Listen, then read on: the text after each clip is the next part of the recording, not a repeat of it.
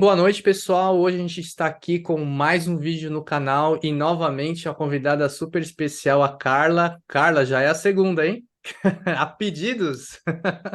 A pedidos aí, foi super legal a repercussão que a gente teve aí no primeiro vídeo. Inclusive, para quem não assistiu, a gente vai deixar o card aqui para você assistir um aulão sobre inteligência artificial. E hoje a gente pode dizer que é uma continuação, né, Carla? A gente vai Com certeza. aprofundar aí em alguns temas bem legais para que você consiga já utilizar e melhorar ainda mais os seus resultados. Você que está utilizando aí o chat GPT, inteligência artificial, a gente vai falar muita coisa sobre isso, mas só para me apresentar, para quem não me conhece, eu sou o Antônio, trabalho com Business Intelligence há mais de 12 anos, estou envolvido em alguns projetos aí de inteligência artificial e conta aí, Carla, um pouquinho sobre você e o que você vai falar hoje. Oi, gente, boa noite, Antônio. Estou muito feliz de estar aqui de volta, tá? Ó, coraçãozinho, voltei, né? Eu também sou da área de Business Analytics, mas a gente trabalha mais com foco em desenvolvimento aí de software, com foco também em desenvolvimento de software usando aí algoritmos de Deep Learning, Machine Learning. E aí, né, no vídeo passado, Antônio, a gente explicou o que que era IA generativa. A gente deu esse conceito, a gente explicou IA generativa, a gente deu exemplos de aplicações e de modelos de IA generativa. E aí, né, a bola da vez hoje vai ser o quê?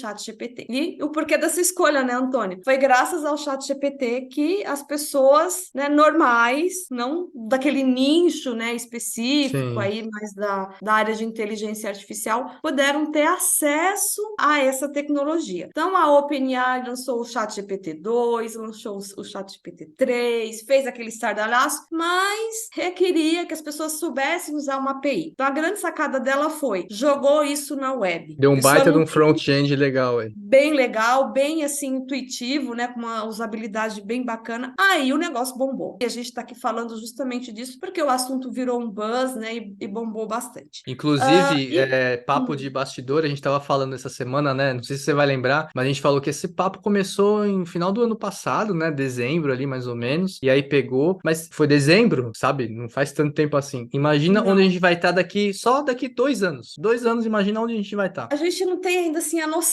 né, da rapidez agora com que as coisas elas vão acontecendo, o que que pode sair de novo. Eu lembro que nas minhas aulas a perguntinha assim, o que que vem depois do Deep Learning? Eu já tenho a resposta, é a generativa. Ó, Agora o que que vem depois, né, que vai ser a minha nova pergunta, né? O que é. vem depois da IA generativa, né? Então assim, a OpenAI ela teve, né, uma sacada brilhante de tornar isso acesso público para as pessoas normais conseguirem usar essa tecnologia. E aí, para a gente entender um pouquinho mais do chat GPT, o objetivo hoje vai ser entrar um pouquinho mais no detalhe das tecnologias envolvidas, da arquitetura que está por trás de tudo isso, dos parâmetros. O chat GPT tem parâmetros de modelo e tem parâmetros de uso para você configurar Sim. na hora de criar o prompt. Então, é sobre isso que a gente vai abordar. E aí, a primeira coisa para a gente entender o chat GPT é justamente entender a sigla, né? O que que é GPT? O nome não é tão marqueteiro, né? É um nome de gente bem Confunde técnica, né? ainda, né? É, exato. É um nome assim não muito user-friendly, né? Ele é um nome técnico, mas que quando a gente entende a siglazinha diz muito do que se trata essa tecnologia. Então, o G quer dizer generativo. O Chat GPT é uma aplicação de inteligência artificial generativa, que a gente explicou lá no vídeo passado, Perfeito. né? O P quer dizer pre-trained. Então, ele é um modelo que foi treinado, é um modelo base, eles chamam de Foundation Model, que é um modelo assim com um objetivo bem amplo. Ele não é um modelo específico para medicina, não é, é um modelo, é um Foundation Model, é um modelão base. E o Tzinho quer dizer Transformer, não é o filme, tá, gente? Ah, eu Não já é ia o perguntar se filme. tem alguma coisa do filme aí envolvida. Não, esse Transformer, eu vou contar um pouquinho mais da história dele lá na frente. Ele é um tipo de rede neural profunda, um deep learning, tá? Então ele foi treinado numa rede, né, de deep learning que chama Transformer. E qual que é o intuito de tudo isso, né? O Chat GPT, ele é um grande modelo linguístico, um modelo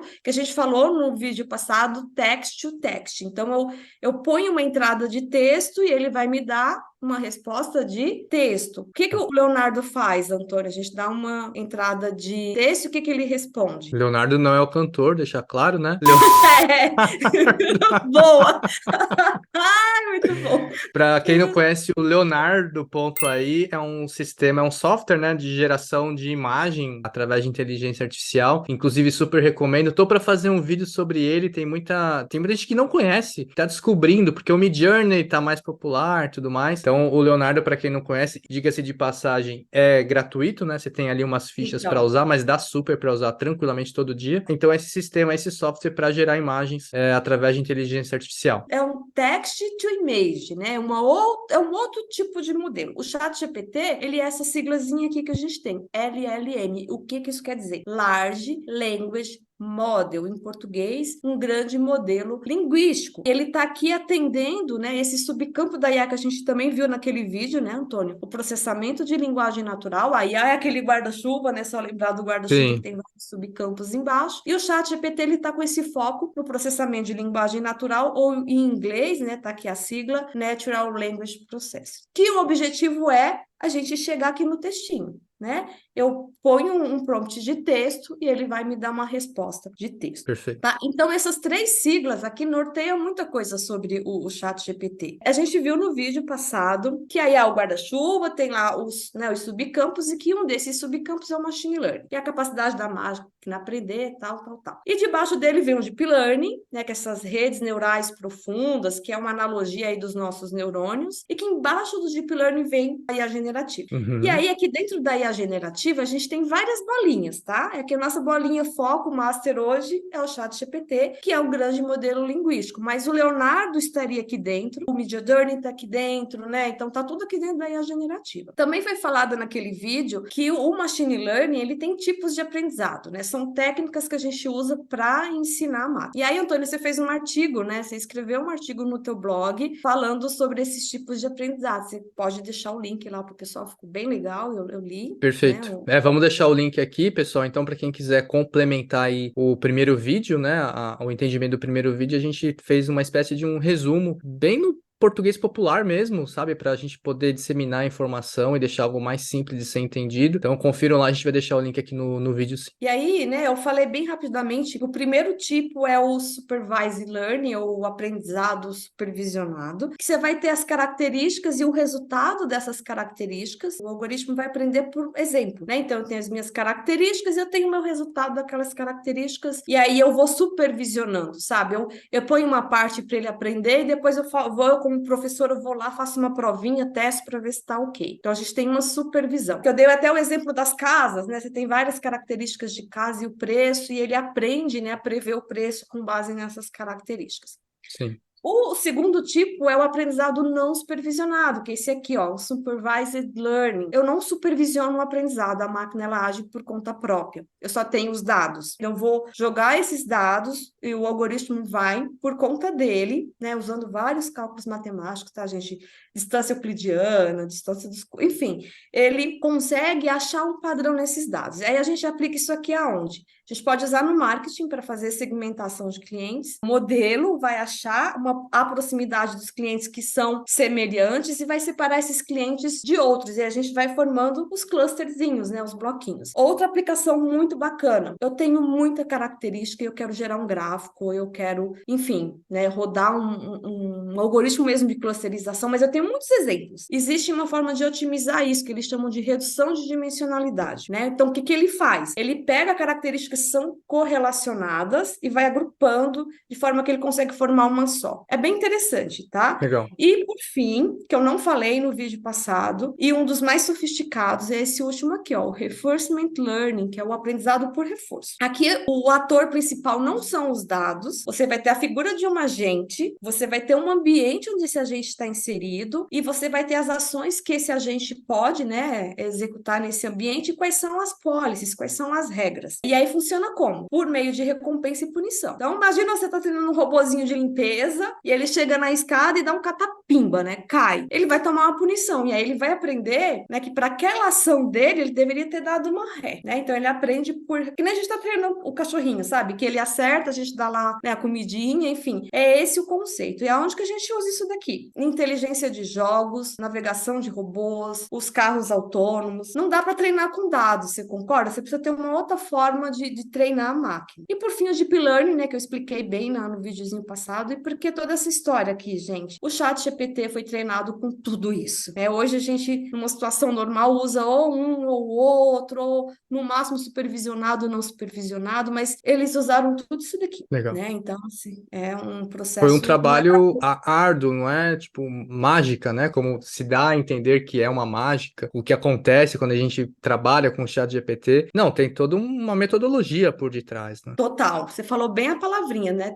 Existe, inclusive, metodologias para você. Aqui dentro, você vai desdobrando as etapas. Você fez um vídeo bem legal, gente. Eu assisti o vídeo dos dados do Antônio. Então, né, antes de jogar no modelo, você vai ter que pegar o teu dado, pré-processar, limpar, entender. Então, gente, é um processo bem árduo. Então, toda aquela etapa do vídeo lá do Antônio, né? Como que é o nome do professor? Luiz, era Luiz? Com o Luiz, vamos deixar aqui no link também para quem quiser dar uma espiada lá. Então, assim, aqui se desdobra, tá? Você abre isso aqui numa metodologia bem mais detalhada. Então, assim, metodologia é uma palavra bem chave, né? Perfeito. E como que o chat GPT aprende, né? A gente já viu que ele é, né, um grande modelo linguístico que visa, né, essa área aqui do text to text. Eu ponho o texto e eu vou receber um texto. E ele aprende achando padrão nesses dados. E a gente falou no vídeo passado, lembra, Antônio, que ele gera uma probabilidade, ele faz uma previsão do que ele Sim, vai te dar de resposta. E sim. aí, né, aonde que a gente pode usar o chat GPT? E eu vou dizer que o céu é o limite, tá? Aqui são, assim,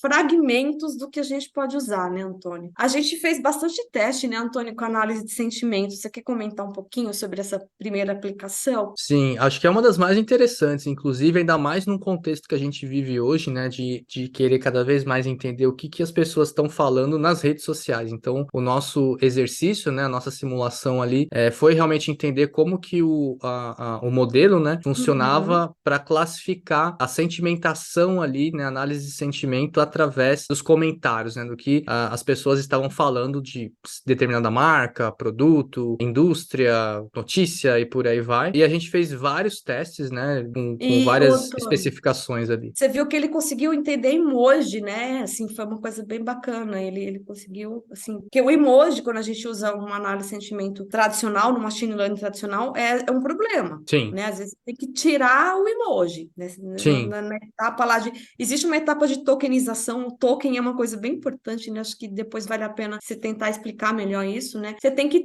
às vezes tirar os emojis, mas o chat, como ele é esse foundation model, né? Ele foi treinado aí com vários. Ele conseguiu, né? Assim, não foi algo que atrapalhou, Com né? certeza. A gente estava com um pouco de receio com relação à ambiguidade também, né? Algumas frases que tendem a ser, no texto, assim, ser negativa, mas podem ser positivas. Positivas. Então, a gente encontrou algumas inconsistências, né? Que é normal, mas a gente revisitou e melhorou o nosso modelo ali de requisição e a gente conseguiu chegar em fatores bem interessantes, inclusive trabalhando, já dando um spoiler do que eu vou falar mais pra frente, com temperatura, né? Acho que quando a gente começou a trabalhar com a temperatura correta ali, ele foi muito mais assertivo. E aí, Antônio, vale lembrar que assim, eu, você, o Danilo, a gente tinha às vezes dificuldade de entender se aquela frase era neutra, positiva, ou a gente Exato, entrava em divergência, entre a gente, né? Uma exato. coisa até brincava, ai, gente, coitada da máquina, se nem a gente está sabendo, imagina, né? Imagina a máquina. Então, é uma área Exatamente. bem desafiadora, né? Por conta da gíria, do regionalismo, da ironia, enfim, do tom que a gente não sabe, às vezes o tom não fica muito claro no texto, né? Sim, sim. E além Outra dessa parte aplicação. de análise de sentimento, a gente tem usado muito nos nossos testes, nos nossos projetos também, a questão de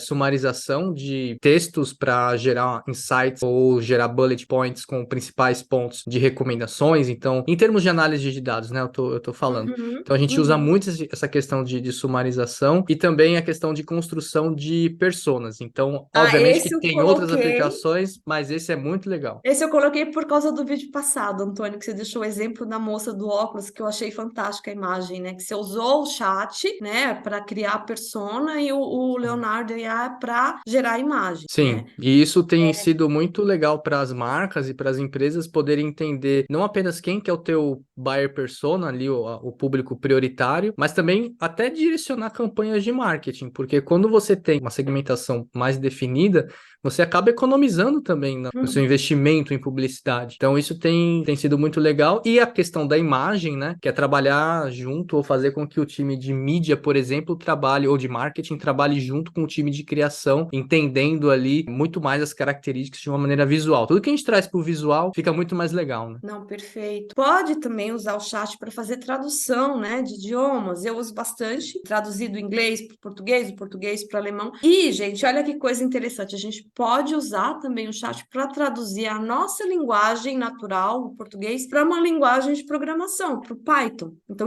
quando eu pus essa tradução aqui, Exato. foi com esses dois focos, né? O foco da tradução que a gente conhece mesmo de idiomas, mas traduzir um texto em português para fazer uma aplicação em Python. Isso é fantástico. A extração, Antônio, a gente fez teste também, né, de pegar textos ou comentários aí de redes sociais e extrair, né, fazer uma recuperação de informação e extrair entidades, né, a marca, qual a marca que estava ali naquele comentário, qual o takeaway, lembra que a gente fez esses Sim, testes, sim, sim, né? sim. A Então, gente aprofundou bastante nessas questões, porque imagina, né? Se a gente tem ali 100 mil linhas, 50 mil linhas, para você, né, vasculhar, entender, fazer filtro e começar a trabalhar de uma maneira mais manual, demora muito tempo. Então, é isso que eu sempre digo e defendo aqui no canal, é usar a inteligência artificial ao seu favor. Não deixar ela trabalhar 100% do tempo, mas ganhar tempo, né, ganhar Antônio? tempo com ela, Uhum, exatamente. uhum. Eu escolhi esses exemplos a dedo, tá? Porque foi o que a gente fez junto, né? Os nossos testes e coisa pessoal minha. Então, por exemplo, gente, eu sou muito ruim de título. Pensa na pessoa ruim de título para artigo. Então, o chat me ajuda. Eu peço, me dá 8 sugestões. Às vezes eu mesclo uma coisa com a... E aí eu tô melhorando. Os meus títulos estão ficando mais bonitinhos, né? Tá vendo? É,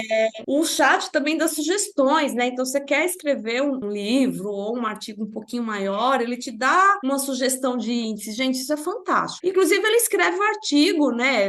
Assim, ele te faz um esboço que te faz ganhar tempo. Depois você vai ter que revisar. Tem alguns casos de alucinação que a gente falou no vídeo passado, né, Antônio? Que ele cria lá um factoide, ele Ele te dá vai uma te dar uma resposta, né? resposta. É. Tá coerente ou não, cabe a gente, né, fazer esse papel de revisor e corrigir. E também, né, ele te dá sugestão de posts para rede social. Isso é bem Sim, legal também, sim. né? A gente chegando numa parte um pouquinho mais técnica, a gente promete tentar falar o mais claro possível aqui, mas é extremamente importante, até para a gente entender de onde que veio o Transformer, que não é o filme, né? Por que que o ChatGPT tem o nome do Transformer e por que ele escolheu, né, a OpenAI escolheu esse tipo de rede para treinar o ChatGPT. Então, O essa que que você vai imagem mostrar aqui é aqui? É uma uma linha do tempo, mais ou menos? Das, isso é das, uma linha das do fases? tempo. E o que está escrito aqui são algoritmos com foco em processamento de linguagem natural. Então você vê que o negócio é bem antigo, né? Eu já falei que a IA é velha. O pessoal estava, né, mexendo com isso aqui lá desde por volta de 1950 e a coisa foi andando. O Google Tradutor, ele surge em 2006, tá? E quem lembra, a tradução era bem ao pé da letra, uma tradução bem ao pé Sim, da... sim. E aí esses algoritmos de processamento de linguagem natural, eles foram evoluindo. Aqui em 2013 a gente tem o Word2Vec e o N-Grams, que são algoritmos com foco em análise de sentimento, em classificação de textos. E aí em 2014, né, a gente vê que o Google ele foi evoluindo aquela questão da tradução. Surgem esses dois algoritmos de deep learning, tá? O RNN e o LSTM, que são algoritmos com foco mesmo em tradução automática de texto. Só que qual que é a desvantagem deles, né? São algoritmos assim que eles consomem muito tempo e muita memória do computador para ser treinado. Pensou-se em tentar implementar a IA generativa aqui nessa época, mas por conta dessa característica desses modelos, né, desses algoritmos, de não poder paralelizar esse treinamento, a IA generativa né, acabou ficando inviabilizado. Só para vocês terem uma ideia, eu estava contando para o Antônio antes aqui, né, que eu testei um modelinho para aprender a traduzir do inglês para o alemão usando essa rede aqui, o LSTM. E eu falei, Antônio, o meu resultado não foi uma Brastemp. Nessa muita coisa errada. E, gente, levou muito tempo, né? E assim, o arquivo ele era razoavelmente grande, é um arquivo que você tem uma frase em inglês, a tradução. Então, hello, hello, né? Assim, Uhum. esse parzinho. Levou muito tempo. Eu consegui gerar 700 parâmetros, né, nesse meu modelinho aí, mas eu acabei não tendo tempo de investir nele. Ficou largado, né? Eu resgatei essa semana porque eu queria saber com os parâmetros que eu tinha gerado. Você gerou 700 parâmetros. Quantos parâmetros mais ou menos a OpenAI trabalha para Ah, gerar as respostas ali do chat GPT? gente, olha só, meu Fusquinha e a Ferrari, né? Ah, eu falei no vídeo passado, tá, Antônio? Aproximadamente o ChatGPT tem 175 bilhões de parâmetros, gente. Uau. E aí, Antônio, por quê? Qual que é a importância dos parâmetros, né? A gente está falando parâmetro tem sete, o que que isso significa? Então, vamos pensar que os parâmetros, eles são a memória do modelo, tá? Então, quanto mais parâmetro o modelo tem, maior esse modelo é e mais memória ele vai ter para conseguir responder adequadamente o que a gente pergunta. Então, você tem uma noção aí de 175 bilhões de parâmetros. E aí, por que que eu pus coraçãozinho nesse negócio que foi criado aqui em 2015, gente? Attention Mechanism. Uns caras bem loucos, mas assim, extremamente fantásticos, tiveram uma ideia de melhorar as dificuldades aqui dessas redes que treinavam os algoritmos de tradução, que era ao pé da letra. Então, se eu colocasse a frase assim, Black Cat ate the mouse, né, em inglês, mas se eu fosse Aham. traduzir para o português, ia sair, gato comeu o rato. O português, o adjetivo vem depois. Sim. Né? O que que esses caras pensaram? Poxa, a gente tem que achar uma forma de fazer com que essa tradução, esse modelo, aprenda o contexto e quais são as palavras mais relevantes. Então, no exemplozinho que eu passei aqui, o gato é mais importante que a cor do gato, entendeu? Sim. Bem alto nível, tá, pessoal? Eles criaram um conceito de peso, onde eles dão peso, né, para entender esse conceito, esse contexto do texto, as palavras que têm mais relevância, elas ganham mais peso. E aí a gente consegue fazer, o Google consegue agora fazer uma tradução que vai ser o gato preto comeu o rato. Fica muito mais Né? natural. Fica mais natural, porque ele põe uma atenção, um mecanismo de atenção para conseguir entender. E essa é matemática pura, tá, gente? É umas loucuras lá, é umas contas doidas que dá peso, ele consegue identificar aquilo que é mais relevante e dá um peso maior. Aí, o Google, brilhantemente, em 2017, falou assim: sabe quando acende a luzinha? Plim! Deu o clique. Eles criaram, deu clique. Eles criaram essa rede que o ChatGPT, aliás, que a OpenAI usou para criar o ChatGPT, que chama Transformers. Inclusive, eles escreveram um artigo onde eles deram esse nome. Gente, eu não ia ter essa criatividade para dar esse título. O título é ótimo. Tá aqui embaixo o título do artigo. Attention is all you need, ou seja, atenção é tudo que você precisa. Então, o que o Google fez? Pegou essa estrutura aqui do LSTM, que era toda recorrente, né, toda amarradinha, tirou essa recorrência, usou o conceito do attention mecanismo, mas deixou isso mais livre, de forma que ele consegue, no processo de treinamento, fazer de forma paralela, sem consumir muito tempo, sem consumir muita memória, tá? Aí se tornou possível aplicar essa E aí metodologia. conseguiu gerar esses modelos grandes, e conseguiu dar um boom. O Google teve um papel muito importante nessa questão aí do surgimento do boom da IA generativa. Então, o ChatGPT, por ter tido a sacada de tornar acessível para as pessoas, mas o Google ali pelos bastidores, né, no back-end, de ter dado toda essa infraestrutura tecnológica para que isso se tornasse possível. Mas o que ficou marcado, pelo menos no início, foi que o Google estava atrás, né? Por não ter lançado uma ferramenta. Então, mas o que o Mas Google não é fez, essa tá? a realidade, né? Não, esse artigo é open, o Transformer é uma tecnologia open. Então tem um questionamento, poxa, a OpenAI fechou o GPT-4, né? Ele está fechado. Existem questões de segurança, porque o negócio vai ficando mais sofisticado. O Leonardo é um projeto open source, né? Sim. Então, assim, o conhecimento, ele gera mais conhecimento, você concorda comigo? O artigo Sim, desses caras estava open. Então, esse conhecimento tem que ser aberto. E perfeito. aí, assim, um pouquinho mais na arquitetura, essa arquitetura, ela tem um nome que é assim, sequence to sequence. Eu pego uma sequência e vou gerar uma uma outra sequência. É um texto, né? Uma sequência de texto e aí eles chamam isso de encoder-decoder. Então, o encoder, ele codifica, e aí ele vai aprender, e o decoder vai decodificar isso daqui, dando a minha tradução, fazendo aquela minha tradução. Aqui na tecnologia do Transformer, né, ela completinha, a arquitetura dela é um encoder-decoder, que eles mantiveram dessas redes aqui. Mas eles permitiram desmembrar isso. Então, eu posso ter, por exemplo, uma tecnologia com os dois componentes, e aí o BART, que entrou na Entrou. jogada, né, o BART foi treinado com encoder-decoder. Mas ele pode treinar algo só com encoder. Então, o BERT, eu não sei se você conhece, o BERT também é do Google. Os nomes são horríveis, né, Não, gente? muito ruim, muito. A gente Né? tem que ter uma sopa de letrinha para decorar. Pois é, o BERT também é do Google. Ele é um algoritmo com foco em classificação e análise de sentimento. Que legal, não Ele sabia. então o BERT é para fazer uma rede neural para você treinar e fazer classificação e análise de sentimento, que usa só o encoder. E o ChatGPT, ele foi treinado com o Transformer, mas só com a parte do decoder, Eu acho que que vale a gente dar uma popularizada no encoder e decoder. ele é uma característica da rede, Isso. né? Então é uma sequência. Então ele vai pegar aquela sequência, vai fazer toda uma tokenização, Então ele vai, de certa forma, codificar aquela sequência, né? E o decoder, o mecanismo de atenção, ele vai sendo rodado nesse processo. E aí, quando você cospe isso lá no decoder, ele vai com essa parte do mecanismo de atenção que foi feita nessa primeira etapa e mais a parte dele, tá? Então, as Tá, duas partes têm um mecanismo de atenção. perfeito. Tá? E aí o ChatGPT, por ele ser uma aplicação mais ampla, mais genérica, ele foi treinado só com a parte do decoder. É toda a família